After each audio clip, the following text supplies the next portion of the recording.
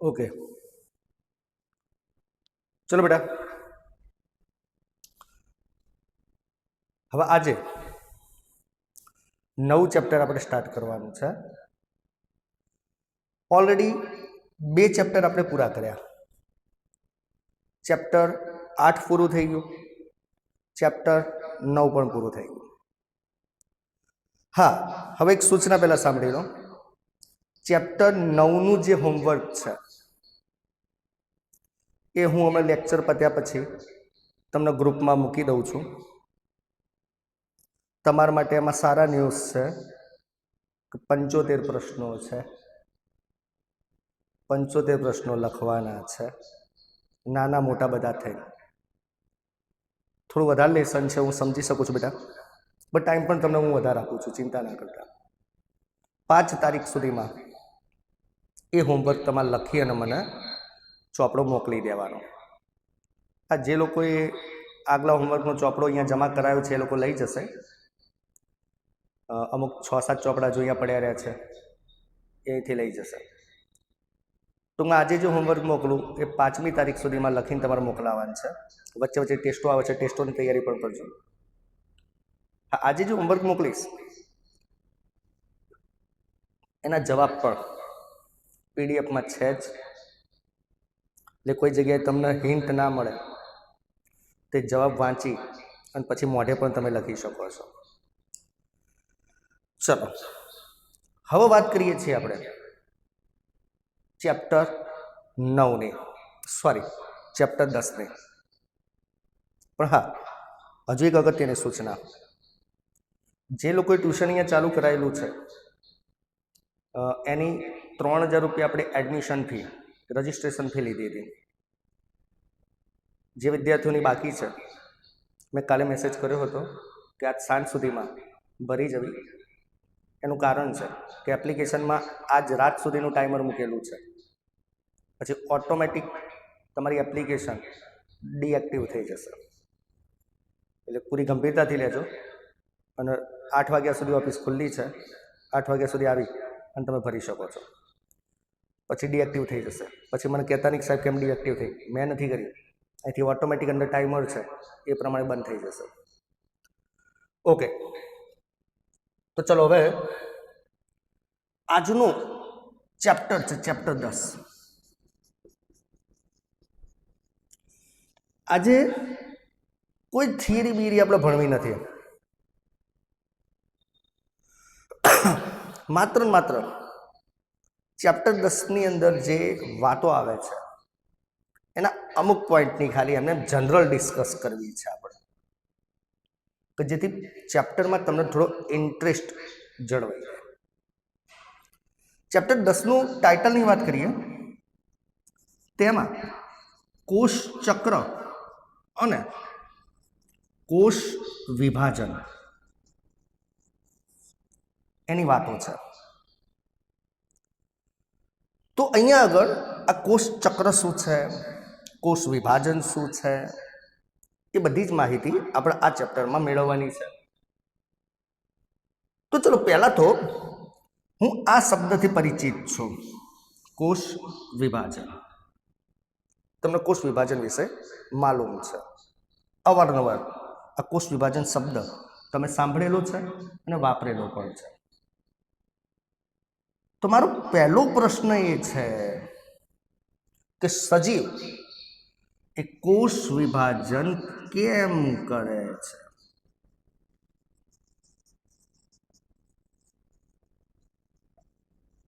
સજીવ કોષ વિભાજન કેમ કરે? એટલે કે સજીવમાં કોષ વિભાજન શા માટે થાય? શું જરૂર છે ભાઈ કોષ વિભાજનની? અંગ્રેજીમાં એને સેલ ડિવિઝન કહીએ. એની શું જરૂર છે? ના કરીએ તો ના ચાલે? શા માટે કરવું પડે છે આવું કોષ વિભાજન? એનું કારણ શું? તો આજે આપણે એના કારણ ઉપર જવાનું છે કે ભાઈ દરેક સજીવ જે કોષ વિભાજન કરે છે કેમ કરે છે. ઓકે, તો ચલો અહીંયા આગળ મેં કોષ વિભાજન કરવા પાછળના 3 કારણો તમારી સામે લખેલા છે, કારણ કે મારો પ્રશ્ન જ છે આજે જો કે સજીવ એ કોષ વિભાજન કેમ કરે છે, એટલે કે કોષ વિભાજન શા માટે થાય છે, તો એના 3 જવાબ છે અથવા તો એના 3 કારણો છે. તો જરા બોર્ડ ઉપર અહીંયા જુઓ, મેં અહીંયા લખેલું જ છે, ક્વેશ્ચન આપણો લખેલો છે કે કોષ વિભાજન શા માટે, બરાબર.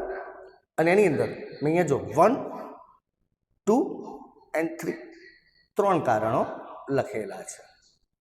તો ચલો વારાફરતી હવે આપણે આ 3 કારણો સમજીએ કે ભાઈ કોષ વિભાજન શા માટે. ઓકે, તો ચલો સ્ટાર્ટ થાય છે હવે.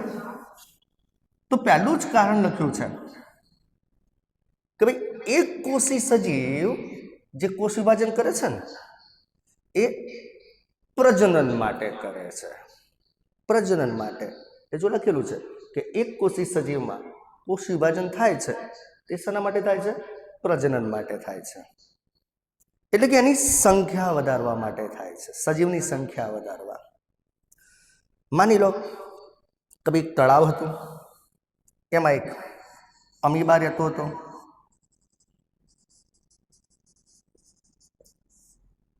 હવે અમીબાને એમ થાય છે કે ચલો આપણે આપણો વંશવેલો આગળ વધારીએ, આપણે આપણા છોકરાઓને જન્મ આપીએ. એમાંથી એક છોકરાને હું ડૉક્ટર બનાવીશ, એક છોકરાને હું એન્જિનિયર બનાવીશ, એક છોકરાને હું પોલીસ બનાવીશ, એક છોકરાને હું વકીલ બનાવીશ, એકને હું સાયન્ટિસ્ટ બનાવીશ, અને જે હાવમાં હાવ જુઠ્ઠો છોકરો હશે એનું નેતા બનાવીશ. તેને તો વિચારી લીધું કે ભાઈ મારે તો 5-6 છોકરાઓની જરૂર છે, વંશવેલો આગળ વધારવો છે. તો અમીબાને હવે 5-6 છોકરાઓ જોઈએ છે. તો અમીબા શું કરશે? તો અમીબા એના માટે પ્રજનન કરશે, કારણ કે તમને ખબર છે કે સંતતિ ઉત્પન્ન કરવી છે, છોકરાઓ ઉત્પન્ન કરવા છે, તો એના માટે પ્રજનન કરવું પડે. પણ એ કઈ રીતે પ્રજનન કરશે જોજો. તો અમીબા પહેલા પોતાનું કોષ કેન્દ્ર જે હશે એનું વિભાજન કરી નાખશે. એટલે જુઓ, કોષ એક જ છે, કોષ એક જ છે, તો કોષ કેન્દ્ર 2 બની ગયા. અને ત્યારબાદ એના અનુસરીને કોષ રસ વિભાજન કરશે. જોઈ શકો છો કે ખાંચ જે હતી ઊંડી થઈ ગઈ, અને એમ કરી અને એ ખાંચ સંપૂર્ણ ઊંડી ઉતરે એટલે એમાંથી 2 અમીબા તૈયાર થઈ જાય. તો પહેલાં એક અમીબા હતો, આ એનો કોષ રસ, આ એનું કોષ કેન્દ્ર. પહેલાં એને પોતાના કોષ કેન્દ્રનું વિભાજન કરી દીધું એટલે એકમાંથી 2 કોષ કેન્દ્ર થઈ ગયા. ત્યારબાદ એને ધીમે ધીમે કોષ રસનું વિભાજન પણ વધારી દીધું. કોષ રસ 2 ભાગમાં વહેંચાઈ ગયો, અને એ કોષ રસનું વિભાજન પૂર્ણ થાય એટલે એકમાંથી 2 અમીબા બની ગયા. આમ જો શું થયું અહીંયા? તો એક અમીબાના 2 બચ્ચા ઉત્પન્ન થયા. પણ તમે જ કહેતા હતા સાહેબ એને ઘણા બધા જોવે છે, તો આગળ પ્રક્રિયા ચાલુ રાખશે. ફરીથી આ એકમાંથી બીજા 2 બની જશે, ફરીથી એને એકમાંથી 2 બનાવ્યા. એ જ રીતે આ જે છે એમાંથી પણ ફરીથી બીજા 2 બની જશે. એટલે શું થયું? એકમાંથી 2 અહીંયા જોઈ શકો છો, અને 2માંથી 4. પછી ભલે કે જેને ડૉક્ટર બનાવે એને ડૉક્ટર બનાવે, જેને એન્જિનિયર બનાવે એને એન્જિનિયર બનાવે. તો અહીંયા થયું શું? તો 1 ટાઈપ ઓફ પ્રજનન, રિપ્રોડક્શન. અમીબાએ પ્રજનન કર્યું, પોતાની સંતતિ ઉત્પન્ન કરી. તો કઈ પદ્ધતિથી કરી? તો બસ પોતાની પાસે એક કોષ હતો એનું વિભાજન કરી દીધું, કોષ વિભાજન. આમ કોષ વિભાજનની પદ્ધતિથી એને પોતે પ્રજનન કર્યું. તો કોષ વિભાજનથી એને પ્રજનન કર્યું. એટલે એનો મતલબ કે અમીબા તો ખાલી એક ઉદાહરણ લીધું છે, પણ આવો કોઈ પણ એક કોષી સજીવ હોય પછી અમીબા હોય, પેરામિશિયમ હોય, યુગલીના હોય, વોટિસિલા હોય, પ્લાઝ્મોડિયમ હોય, કોઈ પણ એક કોષી સજીવ એ પોતે પોતાના કોષ વિભાજનથી જ પ્રજનન કરે છે. એનો મતલબ એક કોષી સજીવના પ્રજનન માટે કોષ વિભાજન જરૂરી છે. તો ચલો પહેલું મહત્વ આપણે એક કોષીના સંદર્ભમાં ભણી ગયા. તો ચલો બેટા આટલે સુધી જરા એકવાર મને મેસેજ કરી દો કે બેટા ખબર પડી ગઈ છે કે કોષ વિભાજન કેમ જરૂરી છે. તો આપણે એક કોષીમાં કોષ વિભાજન કેમ જરૂરી છે મેં સમજાવી દીધું કે ભાઈ એક કોષી સજીવમાં પ્રજનન માટે સંતતિ ઉત્પન્ન કરવા માટે કોષ વિભાજન જરૂરી છે. ઓકે સરસ. ચલો હવે મેસેજ રહેવા દો.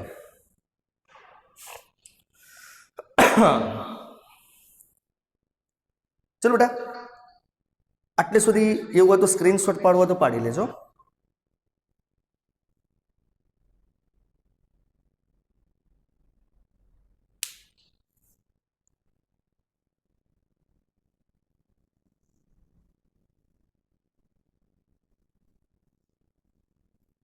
આગળ વાત કરીએ કોષ વિભાજનનું બીજું મહત્વ. પહેલું મહત્વ આપણે પતાવી દીધું કે ભાઈ એક કોષી સજીવમાં પ્રજનન માટે કોષ વિભાજન જરૂરી છે. હવે આપણે આપણી વાત કરીએ, બહુકોષીની વાત કરીએ. તો એક કોષીમાં તો ચલો બરાબર છે સાહેબ, પ્રજનન માટે પોતાનો વંશવેલો આગળ વધારવા માટે પોતાની સંખ્યા આગળ વધારવા માટે એ કોષ વિભાજન કરે છે. બહુકોષીમાં કેમ કરે છે હું તમને સમજાવું. ચલો આ એક નાનકડું છોકરું છે.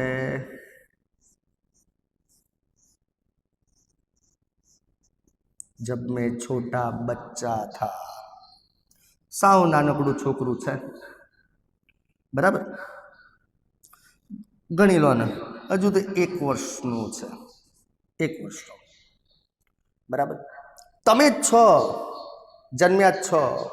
તમને ખબર છે કે જન્મ્યા હતા એટલે ઘોડિયામાં ઊંઘતા હતા, મમ્મીના ખોળામાં ઊંઘતા હતા, આટલી નાની નાની ચડ્ડી પહેરતા હતા. હવે શું થયું તો 16 વર્ષના ઘોડા બની ગયા તમે. આ જ નાનો છોકરો 1 વર્ષનો હતો એટલે આટલો નાનો હતો અને હવે તો એકદમ મૂછો બૂછો ફૂટી ગઈ છે ભાઈ, મોટો થઈ ગયો બરાબર. તો શું થયું તો 1 વર્ષનો બાળક, હાલ તમારી ઉંમર 16 વર્ષ ગણીએ તો 16 વર્ષે આટલો મોટો થઈ ગયો. અમુક તો પાછા સિગરેટ પીતા થઈ ગયા હોય પાછા. બહુ ખરાબ આદત છો, કોઈ પીતા નહીં. તો ચલો પણ આપણે આપણા ફોકસ નું ધ્યાન રાખીએ કે આપણે કહેવા શું માગીએ છીએ. જેમ એક કોષીમાં કોષ વિભાજનનું શું મહત્વ હતું એ મેં સમજાવી દીધું કે ભાઈ અમીબા જેવા એક કોષી પ્રાણી છે, કોષ વિભાજન દ્વારા જ પ્રજનન કરે છે. તેમ ભાઈ તમે પણ 1 વર્ષના હતા, નાના હતા, જન્મ્યા હતા એ વખતે ઘોડિયામાં માતા હતા, એકદમ આટલા નાના હતા. હવે તો પલંગમાંથી એ ટોટીઓ બહાર જાય આપણો, પલંગમાં નહીં માતા. ડબલ બેડ કરી હોય તો ત્રોસું ઊંઘવું પડે. મારા જેવા 6 ફૂટિયાને તો થોડું ત્રોસું ઊંઘવું પડે, પગ પલંગની બહાર જાય. તો થયું શું, હતા નાના જન્મ્યા એટલે, અને હાલ તમારી હાઈટ વધી ગઈ, હાલ તમારી બોડી વધી ગઈ, હાલ તમારું સ્ટ્રક્ચર આટલું મોટું થઈ ગયું. કેમ? કેમ? તો કોષ વિભાજન દ્વારા. તમે જન્મ્યા એટલે તમારી સાઈઝ નાની હતી કારણ કે કોષોની સંખ્યા મર્યાદિત હતી. પણ જેમ જેમ જેમ જેમ તમારી ઉંમર વધતી ગઈ તેમ તેમ તેમ તેમ તમારામાં કોષ વિભાજન થતું ગયું. નવા નવા નવા નવા કોષો રોજે રોજ બનતા ગયા અને એ કોષો વધવાના કારણે, એની સંખ્યા વધવાના કારણે તમારી વૃદ્ધિ થઈ અને એનું પરિણામ તમે જોઈ શકો છો કે 16 વર્ષ બાદ આપણે પલંગમાં પણ માતા નથી. તો એનો મતલબ શું? શા માટે કોષ વિભાજન કર્યું તમે? તો આપણી વૃદ્ધિ કરવા માટે. તો આમ કોષ વિભાજનથી બહુકોષી સજીવમાં વૃદ્ધિ થાય છે. બોલો ક્લિયર? તો કોષ વિભાજનથી બહુકોષી સજીવ છે એમાં વૃદ્ધિ થાય છે. અને હજુ જ આની અંદર એક લિંક મારે આગળ મૂકવી તો મૂકી શકાય કે આ એક વસ્તુ બાળક પહેલાં માતાના ગર્ભાશયમાં હતું ત્યારે યુગ્મન જ સ્વરૂપે હતું, એટલે કે ફલિતાંડ સ્વરૂપે હતું. અને એ વખતે માત્ર એની પાસે એક જ કોષ હતો. પણ હા, એ ડિટેલ હું તમને કાલે શીખવાડવાનો છું કે એક કોષવાળા ફલિતાંડમાંથી આખું બાળક કઈ રીતે બન્યું અને બાળકમાંથી 16 વર્ષે આખો તરુણ વિદ્યાર્થી કઈ રીતે તૈયાર થયો. પણ એ બધી ડિટેલ કાલે વાત. હાલ તો તમારે એટલું જ યાદ રાખવાનું છે આ ઉદાહરણ ઉપરથી કે સાહેબ અમે જન્મ્યા એટલે અમારી સાઇઝ નાની હતી કારણ કે અમારી પાસે મર્યાદિત કોષો હતા. પણ જ્યારે હાલની ઉંમરમાં અમે જોઈએ છીએ તમારી સાઇઝ બહુ મોટી થઈ ગઈ છે કારણ કે કોષોની સંખ્યા વધી ગઈ છે, એટલે કે અમારી વૃદ્ધિ થઈ છે. કેમ થઈ છે? કારણ કે કોષ વિભાજન કર્યું છે એટલા માટે થઈ છે. એટલે એનો મતલબ કે બહુકોષી સજીવમાં વૃદ્ધિ માટે કોષ વિભાજન જરૂરી છે. અને આમ કહી દઉં છું ફરીથી, આ યુગ્મનજમાંથી આખું બાળક કઈ રીતે બને છે એ વાત આપણે હજુ તો આવતીકાલે કરવાની છે, એટલે તમે કોઈ ટેન્શન ના લેતા. તો ચલો બેટા, આટલે સુધી મને કહી દો કોષ વિભાજનના 2 કારણો તમારી સામે રજૂ કર્યા. બરાબર? એકકોષી સજીવમાં પ્રજનનના હેતુથી કોષ વિભાજન થાય અને બહુકોષી સજીવમાં વૃદ્ધિ માટે કોષ વિભાજન થાય. બોલો, ક્લિયર થઈ ગયું છે ને? ઓકે, સરસ. ચલો ઓકે, હવે મેસેજ રહેવા દો.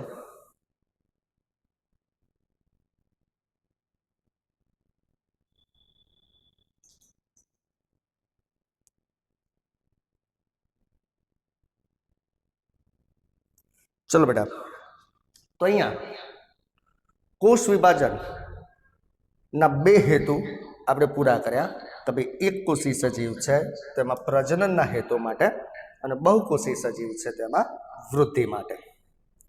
હવે ચલો બેટા, હવે ત્રીજી અને સૌથી અગત્યની વાત આપણે કરવાની છે કે કોષ વિભાજન કેમ જરૂરી છે. તો જુઓ, અહીંયા મેં એવું લખ્યું છે કે કોષની અનિયમિતતા દૂર કરવા માટે એ જરૂરી છે. ફરીથી બોલું છું, કોષની અનિયમિતતાને દૂર કરવા માટે જરૂરી છે. તો ચલો, એ વસ્તુ આજે આપણે 2 રીતે ભણવાની છે. પહેલા એકદમ સિમ્પલ પરિભાષામાં હું તમને સમજાવી દઉં અને પછી એ જ ત્રીજો મુદ્દો આ તમારી સામે મેં કર્ણપ્લાઝ્મા સિદ્ધાંત લખ્યો છે એ પ્રમાણે હું તમને સમજાવી દઉં. બરાબર? ચલો, પહેલા એક બહારનું એક ઉદાહરણ લઈએ અને તમને ખ્યાલ આવે. જોજો બેટા, ધ્યાન અહીંયા રાખજો. તમારે જ જવાબ આપવાનો છે હવે. બરાબર? અમુક વખતે પ્રશ્ન પૂછે, જવાબ તમારે આપવો પડશે. માની લો કે આ આપણું ક્લાસીસ છે. આજથી 14 વર્ષ પહેલાની હું વાત કરી રહ્યો છું કે આપણે 14 વર્ષ પહેલા ક્લાસીસ સ્ટાર્ટ કર્યો. આ ઉદાહરણ એટલા માટે આપું છું કે આ ત્રીજો મુદ્દો બહુ બેસ્ટ રીતે તમે સમજી શકો. એ વખતે સ્વાભાવિક છે કે ટ્યુશનની શરૂઆત કરી હોય કે તો કોઈ પણ ધંધાની શરૂઆત કરીએ એટલે આપણા ગ્રાહક બહુ ઓછા હોય. તો 14 વર્ષ પહેલાં આપણી પાસે માત્ર 2 વિદ્યાર્થી જ હતા. માત્ર 2 વિદ્યાર્થીનું ટ્યુશન આપણે ચાલુ કર્યું. બરાબર? એમ કરતાં કરતાં બીજા વર્ષે 6 વિદ્યાર્થી થયા. હજુ પણ મને યાદ છે કે પહેલાં 2 વિદ્યાર્થી હતા, એમાં એકનું નામ નીરવ હતું અને એકનું નામ ઉમંગ હતું. પછી 6 વિદ્યાર્થી થયા. એમ કરતાં કરતાં કરતાં માની લો કે આજથી 5 વર્ષ પહેલાં 60 વિદ્યાર્થીઓ હતા. અંદાજે મને પરફેક્ટ યાદ નથી, 60 વિદ્યાર્થી. હવે ઓરિજિનલ વાત સમજવાનો પ્રયત્ન કરજો. આજથી 6 વર્ષ પહેલાની વાત છે. હવે આ 60 વિદ્યાર્થીમાં તમને ખ્યાલ છે કે ધોરણ 11ના પણ વિદ્યાર્થી હશે અને ધોરણ 12ના વિદ્યાર્થી પણ હશે. એટલે ચલો ને ભાગ પાડી લઈએ આપણે. બરાબર. તો 30 વિદ્યાર્થી 11માના, 30 વિદ્યાર્થી 12માના.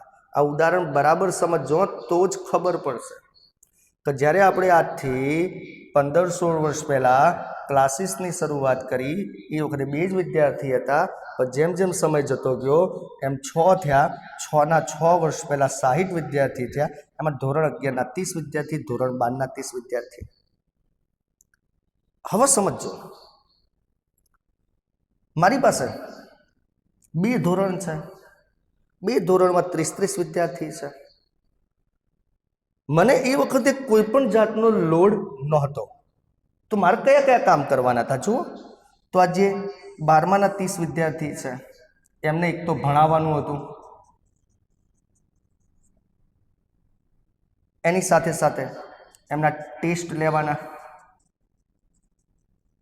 એની સાથે એના ટેસ્ટ તપાસવાના, એબસન્ટ રહ્યો હોય તો કોલ કરવાના, ફી નો હિસાબ રાખવાનો, એમનું હોમવર્ક ચેક કરવાનું.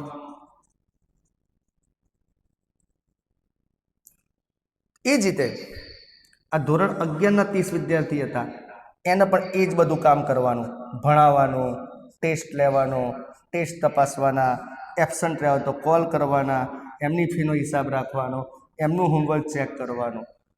હવે મારો પ્રશ્ન એ છે અહીંયા કે શું ધોરણ 11ના 30 વિદ્યાર્થી અને ધોરણ 12ના 30 વિદ્યાર્થી માં પ્રત્યેક વિદ્યાર્થી પાસેથી મારે એટલા 6 કામ લેવાના છે, તો શું આટલા વિદ્યાર્થીમાં મને કોઈ લોડ પડે ખરો?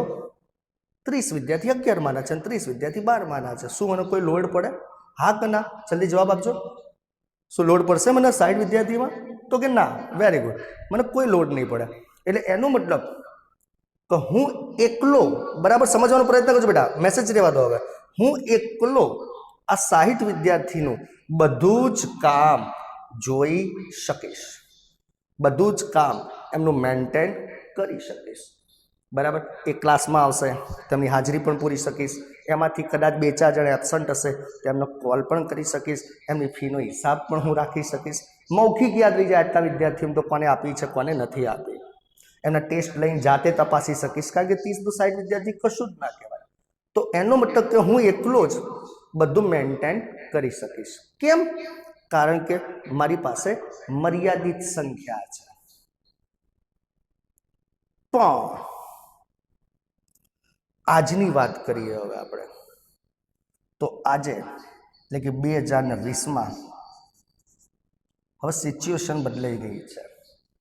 ધોરણ 11માં 120 વિદ્યાર્થી, ધોરણ 12માં 215 વિદ્યાર્થી,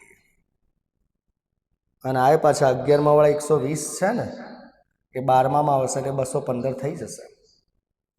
એનો મતલબ ટોટલ 335 જેટલા વિદ્યાર્થીઓ થયા. અને હવે શું થયું કે 335 વિદ્યાર્થીઓને મારે ભણાવવું પડશે. 335 વિદ્યાર્થીઓને કોલ દ્વારા કોન્ટેક્ટમાં રહેવું પડશે. ભાઈ તું નતો આવ્યો, કેમ નતો આવ્યો? 335 વિદ્યાર્થીના ટેસ્ટ લેવાના, એમની ફીનો હિસાબ રાખવાનો, એમના ટેસ્ટ તપાસવાના, એમનું હોમવર્ક ચેક કરવાનું.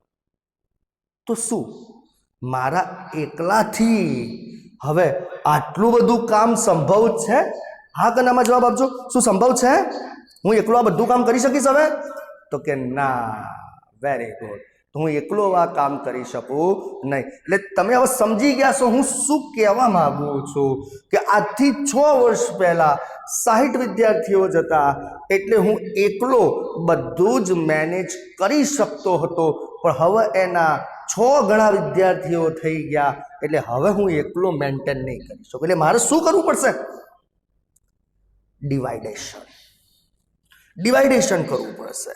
કે ધોરણ 11ની 2 બેચો બનાવવી પડશે, બેચ એ, બેચ બી. ધોરણ 12ની 3 બેચ બનાવવી પડશે, બેચ એ, બેચ બી, બેચ સી. વિદ્યાર્થીઓને માં ડિવાઈડ કરી દેવા પડશે. જો હું ડિવાઈડ નહીં કરું ને તો પ્રોબ્લેમ થઈ જશે કે એક જ બેચમાં 120 વિદ્યાર્થીઓ, ભલે ગમે તેટલો મોટો રૂમ હોય પણ હું સારી રીતે ના ભણાવી શકું. અમુક નંગ પાછળ બેઠા બેઠા પબજી રમે જાય અને મને ખબર ના પડે. એટલે મારે તરત આ 120 વિદ્યાર્થીના 2 ભાગ કરી દેવા પડશે, તો જ કામમાં વ્યવસ્થિતતા જોવા મળશે. એ જરા 215 વિદ્યાર્થીના 3 ભાગ કરી દેવા પડે. આ તો ખાલી મારી ભણાવવાની અનુકૂળતા થઈ. તો હવે મને ભણાવવામાં મજા આવશે કે 120ના 2 વિદ્યાર્થી 2 બેચ કરી દીધી, 215ની 3 બેચો કરી દીધી, તો ચલો ભણાવવાનું કામ ઇઝી થઈ ગયું. કેમ? તો મેં ડિવાઇડેશન કરી દીધું. પણ એમના ટેસ્ટ લેવાના છે, એમના ટેસ્ટ તપાસવાના છે, એમના કોલ કરવાના છે, એનો ફીનો હિસાબ રાખવાનો છે, એમનું હોમવર્ક ચેક કરવાનું છે, એમના વાલીને અવારનવાર મળવાનું છે. તો શું હું એકલો શક્ય છે કામ કરી શકું? તો કે ના. તો મારે શું કરવું પડે? માણસો વધારવા પડે, આસિસ્ટન્ટ વધારવા પડે, અને એ આસિસ્ટન્ટને પછી હું જુદી જુદી જવાબદારી આપી દઉં. કારણ કે ભાઈ હવે હું એકલો, હા, આથી 6 વર્ષ પહેલા જ્યારે 60 વિદ્યાર્થી હતા ત્યારે મારે કોઈ બેચ અલગ પણ નથી કરવી પડતી. 11માની એક બેચ, 12માની એક બેચ, અને બધું જ કામ હું એકલો જ કરતો હતો. પણ હવે સંજોગ બદલાઈ ગયા છે, સંખ્યા 6 ગણી થઈ ગઈ. એનો બદલે હું એકલો હવે કદી એ મેનેજ ના કરી શકું. એટલે પહેલાં તો મારે વિદ્યાર્થીઓના ભાગ પાડી દેવા પડ્યા, અને સાથે સાથે જે કામ કરવાનું હતું એ કામમાં પણ ભાગ કરવા પડ્યા. હવે ખાલી ભણાવવાનું જ કામ એ મારે કરવાનું, બાકીનું બધું જ કામ બીજા જોડે મારે કરાવવું પડશે. કોલ કરવાના છે તો એક આસિસ્ટન્ટની જવાબદારી, ફીનો હિસાબ રાખવાનો છે બીજા આસિસ્ટન્ટની જવાબદારી, હોમવર્ક ચેક કરવાનું છે તો ત્રીજા આસિસ્ટન્ટની જવાબદારી. તો ટૂંકમાં સમજો કામની વહેંચણી કરવી પડે, તો જ કામમાં વ્યવસ્થિતતા જળવાઈ રહે. તો હવે તમે સમજી શકો છો કે આ ઉદાહરણ ઉપરથી હવે આપણે કોષ ઉપર જઈએ. આ ઉદાહરણ ખબર પડી ગઈ છે ને તમને? એટલે હવે જોજો, કોષનું ઉદાહરણ બહુ સરસ રીતે ખબર પડી જશે. જોજો. ચલો, એ જ કોન્સેપ્ટ અહીંયા તમારે વાપરવાનો છે. તો ભાઈ ચલો, આ એક નાનકડો કોષ છે, આ એનું કોષ કેન્દ્ર, બરાબર. હવે એમાં તમને ખબર છે આ બધી જાત જાતની અંગિકાઓ હોય કે ના હોય, અને સાથે સાથે અંદર કોષરસ પણ હોય. તો ચલો, આની અંદર કોષ કેન્દ્ર 1 છે, કોષ કેન્દ્ર 1 છે, અને સાથે સાથે અંદર બધી અંગિકાઓ પણ છે. અંગિકા તરીકે લાઇસોઝોમ, રિબોઝોમ, કણાભસૂત્ર, વનસ્પતિ કોષ હશે તો હરિતકણ, પ્રાણી કોષ હશે તો તારા કેન્દ્ર. એક કોષ છે, કદમાં બહુ માપનો છે, એટલો બધો મોટો નથી, એની પાસે એક કોષ કેન્દ્ર છે અને આ બધી અંગિકાઓ છે. પણ એને તકલીફ નહીં પડે. કેમ? કોષનું કદ માપનું છે, બહુ મોટું નથી. એટલા માટે સમજી લેજો કે જ્યાં હું એકલો 60 વિદ્યાર્થીના બધા જ કામને મેન્ટેન કરી શકતો હતો, તેમ આ મધ્યમ કક્ષાનું જે કોષ છે એનું કોષ કેન્દ્ર એકલું આ બધી જ અંગિકાઓના કાર્યને મેન્ટેન કરી શકશે. આ કોષ કેન્દ્ર એ તમને ખબર છે કોષનો રાજા કહેવાય. અને કોષનો રાજા એ લાઇસોઝોમને પણ, રિબોઝોમને પણ, કણાભસૂત્રને, હરિતકણને, તારા કેન્દ્રને, ગોલ્ગી કાયને, અંતઃકોષ રચનાને બધાને મેન્ટેન કરી શકશે.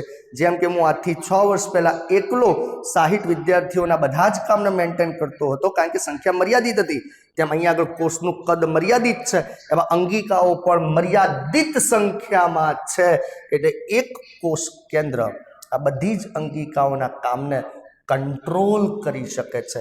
એટલે કે કોષ બહુ સરસ રીતે, નિયમિત રીતે કાર્ય કરશે.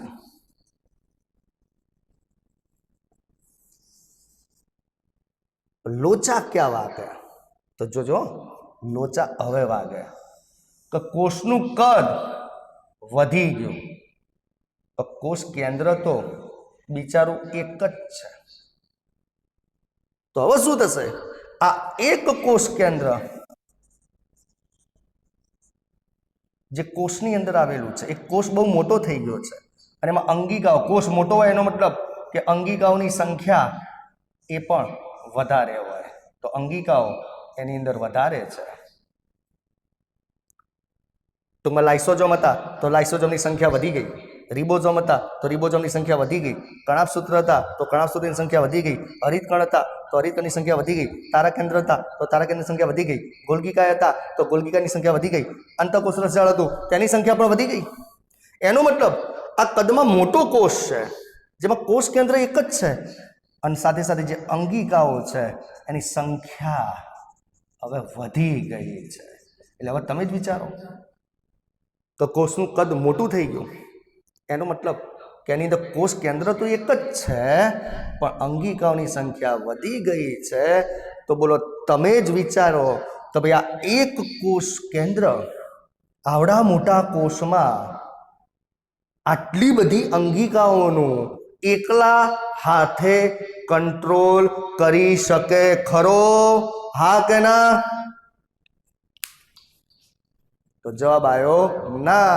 સાહેબ તકલીફ પડે ને, કારણ કે પહેલા તો બરાબર છે સાહેબ કે 60 જ વિદ્યાર્થીઓ હતા એટલે તમે એકલા એમનું બધું જ કામ કરી શકતા હતા, પણ પછી જ્યારે સંખ્યા વધી જાય છે એટલે તમે એકલા બધું જ કામ મેન્ટેન ના કરી શકો એટલે તમે વિદ્યાર્થીઓના ડિવાઇડેશન કરી દીધા હતા, બેચ 1 બેચ 2 એ રીતે. તેમ અહીંયા આગળ બેટા કોષ જ્યાં સુધી કદમાં નાનો હતો ત્યાં સુધી એની અંદર અંગિકાઓ હતી બધી પણ મર્યાદિત સંખ્યામાં હતી.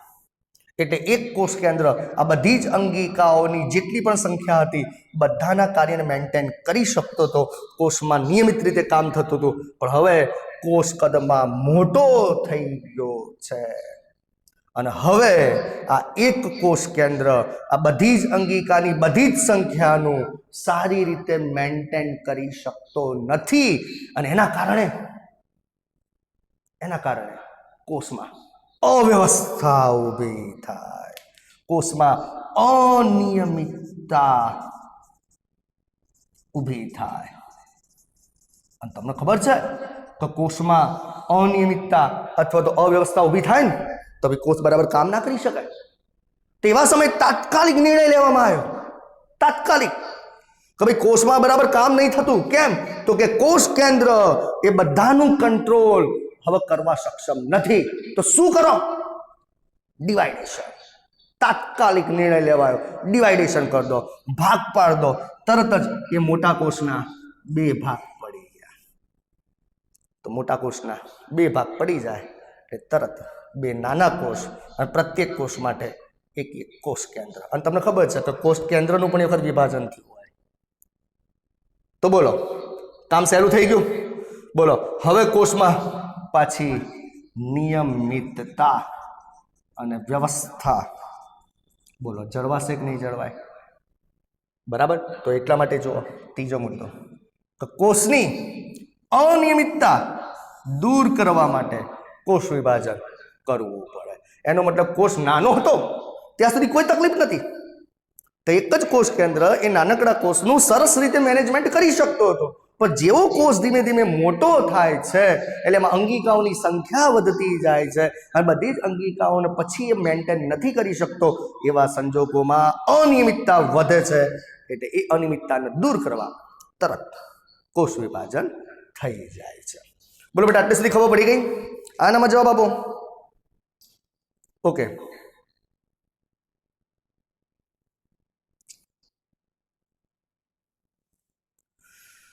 હા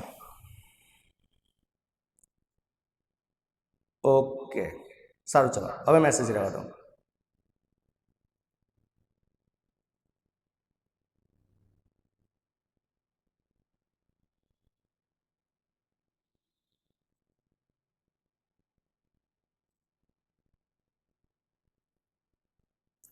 હવે આ જ વસ્તુ આપણે જરા સાયન્ટિફિકલી વિચારીએ છીએ, વૈજ્ઞાનિક દ્રષ્ટિકોણથી આપણે વિચારીએ છીએ. આ વસ્તુ મેં તમને હાલ મૌખિક સમજાઈ, બરાબર? એ જ વસ્તુ હવે આપણે સાયન્ટિફિકલી વિચારીએ. તો જરા આટલે સુધી એવું હોય તો સ્ક્રીનશોટ પાડવો તો પાડી લેજો.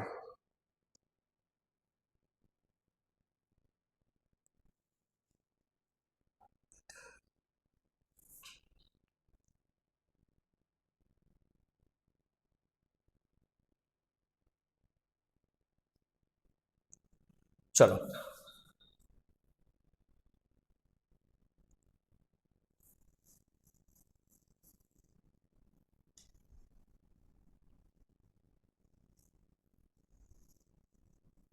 हमेशा एक वस्तु याद रखवानी, अहींया पहला लखी दઉં છું, કેરિયોપ્લાઝમિક ઇન્ડેક્સ ઇઝ ઇક્વલ ટુ કોષ કેન્દ્રનું કદ ભાગ્યા કોષ રસનું કદ. જે સમજાવ્યું છે ને બેટા ત્રીજા મુદ્દામાં આ એ જ છે હો, પેલા થોડું સાયન્ટિફિકલી છે કે ભાઈ આપણે એવું કહેતા હતા કે ભાઈ કોષ નાનો હોય એ આ કોષ નાનો કોષ તો એમાં નિયમિતતા હોય, અને જ્યારે એ જ કોષ મોટો થઈ જાય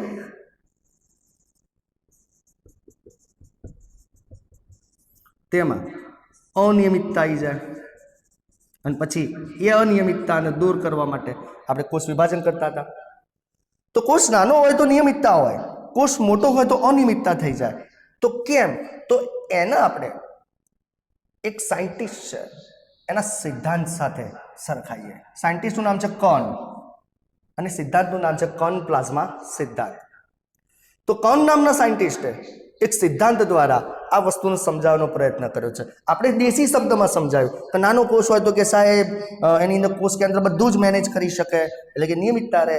પણ કોષ મોટો થઈ જાય એટલે એનું કોષ કેન્દ્ર એને બધું મેનેજ કરવામાં તકલીફ પડે એટલે અનિયમિતતા આવી જાય. પણ એને કર્ન નામના સાયન્ટિસ્ટે એના માટે એક શબ્દ આપ્યો છે, અને શબ્દ છે karyoplasmic index. Karyoplasmic index. What is karyoplasmic index? ટૂંકમાં એને કેઆઈ કહેવાય. કેઆઈ શું છે? તો કેઆઈ અહીંયા જોજો ઇઝ ઇક્વલ ટુ કોષ કેન્દ્રનું કદ ભાગ્યા કોષ રસનું કદ છે. કોષ કેન્દ્રનું કદ ભાગ્યા કોષ રસનું કદ છે. હું તમને આખું સૂત્ર સમજાવીશ, ચિંતા ના કરતા.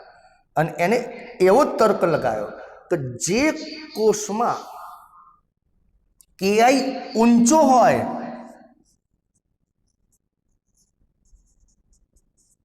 એ કોષ નિયમિત કામ કરે, અને જેની અંદર કેઆઈ નીચો હોય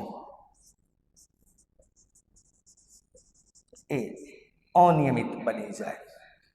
એટલે એનો મતલબ નાનો કોષ નિયમિત કામ કરે છે એટલે એનો કેઆઈ ઊંચો થયો, મોટો કોષમાં અનિયમિતતા આવી જાય છે એટલે એનો કેઆઈ નીચો થયો. તો ચલો હવે આપણે આ સૂત્ર દ્વારા સમજવાનો પ્રયત્ન કરીએ. બરાબર ધ્યાન રાખજો. તો અહીંયા આગળ કેઆઈ બરાબર ગુજરાતીમાં સૂત્ર છે કે કોષ કેન્દ્રનું કદ ભાગ્યા કોષ રસનું કદ. તો કોષ કેન્દ્રનું કદ, કદ એટલે વોલ્યુમ, વોલ્યુમને વી કહીએ છીએ, અને કોષ કેન્દ્ર એટલે ન્યુક્લિયસ, એને એન કહીએ છીએ, વી એન. કોષ કેન્દ્રનું કદ વી એન આવ્યું. હવે બેટા મારે શું કરવું છે? કોષ રસનું કદ શોધવું છે. તો કોષ રસનું કદ કઈ રીતે શોધાય? તો જરા અહીંયા જોજો. ચલો આ સંપૂર્ણ કોષ છે, માની લો કે આ એનું કોષ કેન્દ્ર છે. બરાબર, આખો હતો એ સંપૂર્ણ કોષ હતો, આ અંદર હતું એનું કોષ કેન્દ્ર હતું. બરાબર. હવે અહીંયા નીચે લખ્યું છે જુઓ કોષ રસનું કદ. બરાબર. હવે કોષ રસનું કદ શોધવું છે. ઉપર હતું કોષ કેન્દ્રનું કદ, તો કોષ કેન્દ્રનું કદ તો તમે ધારી લીધું, કદ એટલે વોલ્યુમ, કોષ કેન્દ્ર ન્યુક્લિયસ એટલે કે વીએન, એ તો ધારી લીધું. તો કોષ રસનું કદ શોધવું છે. તો સાલું કોષ રસનું કદ કઈ રીતે મળશે? તો એક કામ કરું, કોષ રસ બોલો આટલામાં છે કે નહીં? આટલામાં કોષ રસ છે કે નહીં? ધ્યાન રાખજો બધા, બહુ અઘરી વસ્તુ છે. આટલામાં કોષ રસ છે.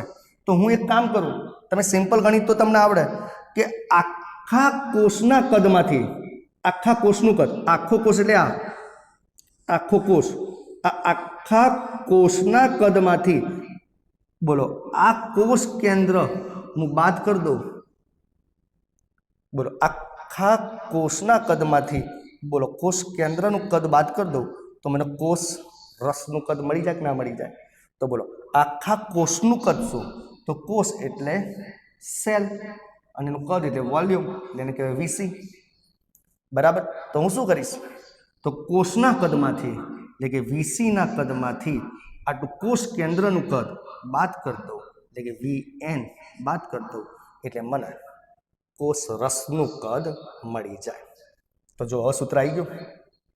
તો ભાઈ કર્ણ પ્લાઝ્મા સિદ્ધાંત પ્રમાણે એને એવું કીધું તો ભાઈ નાનો કોષ હશે તેનો કેરિયોપ્લાઝમિક ઇન્ડેક્સ ઊંચો હશે એટલે કોષમાં નિયમિતતા રહેશે, પરંતુ કોષ જ્યારે મોટો થાય ત્યારે કેરિયોપ્લાઝમિક ઇન્ડેક્સ નીચો જતો રહે અને નીચો જાય એટલે કોષમાં અનિયમિતતા આવી જાય. તો કેરિયોપ્લાઝમિક ઇન્ડેક્સ કઈ રીતે મપાય? તેનું સૂત્ર છે કે karyoplasmic index KI is equal to કોષ કેન્દ્રનું કદ ભાગ્યા કોષ રસનું કદ. કોષ કેન્દ્રના કદને તો વોલ્યુમ ઓફ ન્યુક્લિયસ VN કહેવાય, પણ કોષ રસનું કદ હતું તે શોધવું પડ્યું. એમાં કોષના ટોટલ કદ VC માંથી ન્યુક્લિયસનું કદ VN બાદ કરું તો મને મળી જાય. અને એટલા માટે જ એના શબ્દો અહીંયા સમજાયા છે. જુઓ તો જ્યાં VN ઇઝ ઇક્વલ ટુ કોષ કેન્દ્રનું કદ, VC ઇઝ ઇક્વલ ટુ કોષનું કદ અને VC minus VN is equal to કોષ રસનું કદ. બોલો ક્લિયર? તો ચલો પેલા સૂત્રમાં એટલે સુધી ખબર પડી કે નહીં? હા કે નામાં જવાબ આપો. સૂત્ર કઈ રીતે બન્યું તો ખબર પડી કે નહીં? હા નામાં જવાબ આપી દો જલ્દી. ઓકે,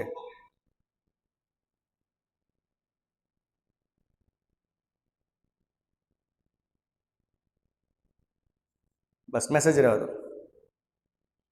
મેસેજ રહેવા દો.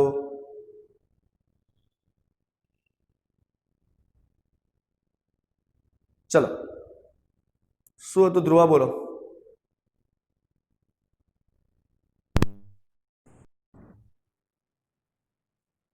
ધ્રુવા શું છે બોલો? સર કોષ રસનું કદ બધામાં એક જ અવાજ બરાબર નહીં આવતો તારો, ફરીથી બોલ. કોષ રસનું કદ બધામાં એક જ હોય? ના, એક ના હોય, બધામાં અલગ અલગ હોય. કોષની સાઇઝ પ્રમાણે, કોષના કાર્ય પ્રમાણે કોષ રસનું કદ નક્કી થાય. દરેક કોષ માટે તમારા ગણતરી અલગ અલગ કરવી પડે. હા, હાથ નીચે લઈ લેજો બેટા. હા, હવે ચલો ધ્યાન અહીંયા રાખજો. તો સૂત્રમાં તો તમને ખબર પડી ગઈ છે, પણ હવે સૂત્ર ઉપરથી તારણ આપેલું છે. જો કે કોષ નાનો હોય ને તો KI ઊંચો જાય, કોષ મોટો હોય તો KI નીચો જાય. જરા આપણે સાબિત કરવાનો પ્રયત્ન કરીએ. ચલો ધ્યાન રાખજો બેટા. એક સિમ્પલ વસ્તુ છે. આ નાના કોષનું કોષ કેન્દ્ર છે, આ મોટા કોષનું કોષ કેન્દ્ર છે. બરાબર. હવે તમે જ કહો, બંનેમાં હાલ કોષ કેન્દ્રની સાઇઝ તો લગભગ સરખા જેવી જ છે, પણ તમને એટલો આઈડિયા આવી જાય કે ઉપર જે VN મૂકવાનું છે એ તો બંનેમાં સરખા જેટલું જ હશે, એટલે કે વોલ્યુમ ઓફ ન્યુક્લિયસ સરખો જ છે. એટલે એક કામ કરો ને, એના માટે તમે 5 ધારી લો. 5 તો નાના કોષ માટે પણ 5 ધાર્યો અને મોટા કોષ માટે પણ VN ઇઝ ઇક્વલ ટુ 5 ધાર્યો. બરાબર. હવે નીચે તમારે કોષ રસનું કદ શોધવાનું છે. તો બોલો VC minus VN. VC minus VN. ચલો VC માઇનસ VN એટલે કે VC એટલે કીધું તો કોષનું કદ માઇનસ ન્યુક્લિયસનું કદ. તો બોલો આ તફાવત VC માઇનસ VN નો તફાવત તમે જ બોલો. કે કોષ નાનો હોય, વિચારજો, થોડું ગણિત વિચારજો. કોષ નાનો હોય, બરાબર, તો VC માઇનસ VN એ પણ તમને નાનો મળશે કે નહીં મળે? કોષ નાનો હોય તો બોલો કેમ? કારણ કે કોષ નાનો છે એટલે તમે જ વિચારો તો VC આટલું જ થશે. VC આટલું જ થશે. બરાબર ને? બરાબર. અને એ જ રીતે કોષ મોટો હોય તો VC મોટું થશે. VC નો મતલબ જ મેં કહી દીધો. VC એટલે કોષનું કદ, સીધી વસ્તુ છે. કોષ નાનો છે તો કોષનું કદ નાનું, એટલે આ તફાવત નાના કોષમાં ઓછો આવશે. એટલે એનો મતલબ ઓછો આવશે એટલે ધારી લો કે એક જ આવ્યો, એક જ. બરાબર. અને VC માઇનસ VN નો તફાવત મોટા કોષમાં મોટો આવશે, માની લો કે 3 આવ્યો. તમે જાતે પણ કેલ્ક્યુલેટ કરી શકો છો ભાઈ. અને થોડું પ્રેક્ટિકલ નોલેજ દોડાવો કે ભાઈ સ્વાભાવિક છે કે ભાઈ નાનો કોષ છે તો નાના કોષમાં કોષનું કદ ઓછું છે અને ન્યુક્લિયસ તો હતો એના એ જ છે બરાબર. એટલે નાની સંખ્યામાંથી ન્યુક્લિયસ બાદ કરવાનું છે એટલે તફાવત ઓછો આવશે. જ્યારે કોષ મોટો હોય બરાબર, કોષ મોટો હોય તો વીસી મોટું થવાનું અને મોટી સંખ્યામાંથી ન્યુક્લિયસ બાદ કરવાનું છે એ તફાવત મોટો આવશે. એટલે હવે તમે સમજી ગયા હશો. તો અહીંયા આગળ ઉપર 5 નીચે 1, અહીંયા ઉપર 5 નીચે 3, તો અહીંયા આગળ જવાબ આવ્યો 5 અને અહીંયા આગળ આવશે 5/3 કરો, 3 × 3, 3 × 18 સમથિંગ 1.6 બરાબર. તો જોઈ શકો છો નાનો કોષ હતો તો કેરિયોપ્લાઝમિક ઇન્ડેક્સ મેં 5 કેલ્ક્યુલેટ કર્યો અને મોટા કોષમાં 1.6 કેલ્ક્યુલેટ કર્યો. એનો મતલબ નાના કોષમાં કેઆઈ ઊંચો અને મોટા કોષમાં કેઆઈ નીચો. અને તમને ખબર છે કે કેઆઈ જેટલો ઊંચો એટલી કોષમાં નિયમિતતા વધારે. એટલા માટે નાના કોષમાં નિયમિતતા વધારે છે અને કેઆઈ જેટલો નીચો એટલી અનિયમિતતા વધી જાય. એટલા માટે મોટા કોષમાં અનિયમિતતા વધારે થાય છે. બોલો ક્લિયર? તો એનો મતલબ શું થયું કે સરસ મજાનો નાનકડો કોષ હતો જેનો કેરિયોપ્લાઝમિક ઇન્ડેક્સ બહુ ઊંચો હતો 5. આ તો ધારેલો છો એટલે કે કોષમાં એવી સરસ નિયમિતતા ચાલતી હતી. પણ સાહેબ જેવું કોષનું કદ વધ્યું અને કોષ મોટો થયો એટલે એનો કેરિયોપ્લાઝમિક ઇન્ડેક્સ ઘટીને 1.6 આવી ગયો. એટલે જે કેરિયોપ્લાઝમિક ઇન્ડેક્સ 5 હતો એમાં અડચણ ઊભી થઈ 1.6 થઈ ગયો. તો અહીંયા જ લખ્યું છે કે જ્યારે કેરિયોપ્લાઝમિક ઇન્ડેક્સ કેઆઈ માં અડચણ ઊભી થાય એટલે 5 ના બદલે 1.6 આવી ગયો, અડચણ ઊભી થાય તરત ડિસિઝન લઈ લે, ચલો કોષ વિભાજન ચાલુ કરી દો ભાઈ. બરાબર, આટલો ઓછો કેરિયોપ્લાઝમિક ઇન્ડેક્સમાં તો કોષ મરી જશે, જલ્દીથી વિભાજન ચાલુ કરી દો. બોલો ખબર પડી ગઈ? તો એનો એટલે કે જ્યારે પણ આવી રીતે કોષનો કેરિયોપ્લાઝમિક ઇન્ડેક્સ કેઆઈમાં અડચણ ઊભી થાય એટલે કે વધારે કેરિયોપ્લાઝમિક ઇન્ડેક્સમાંથી નીચો કેરિયોપ્લાઝમિક ઇન્ડેક્સ આવી જાય એટલે કે કોષ નાનો હતો એમાંથી મોટો બની જાય, એના કારણે નિયમિતતાની અનિયમિતતા આવી જાય, તરત કોષનું વિભાજન થઈ જાય. બરાબર. તો અહીંયા આગળ એટલા માટે ત્રીજો મુદ્દો લખેલો છે કે ભાઈ કોષની અનિયમિતતા દૂર કરવા. ચલો એના બદલે હું એવું બોલું કે કોષનો કેરિયોપ્લાઝમિક ઇન્ડેક્સ વધારવા, કેઆઈ વધારવા, બોલો ચાલે કે ના ચાલે? આનામાં જવાબ આપો. હું એવું બોલું કે કેઆઈ વધારવા માટે ચાલે કે ના ચાલે? હા કે નામાં જવાબ આપો. હા હા હા હા, ઓકે ઓકે ઓકે ઓકે, બરાબર, સરસ. બસ મેસેજ રહેવા દો. ચલો સુહાની બેટા શું ઇસ્યુ છે?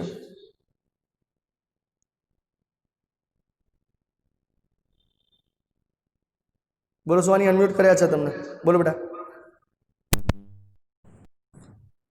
ડાઉટ છે? બોલો. તમારું સ્પીકર ઓન કર્યું છે માહિતી?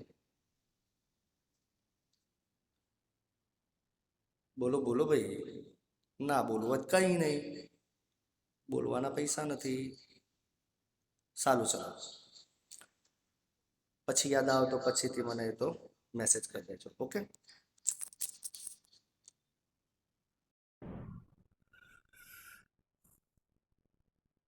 તો ચલો આટલે સુધી ક્લિયર છે.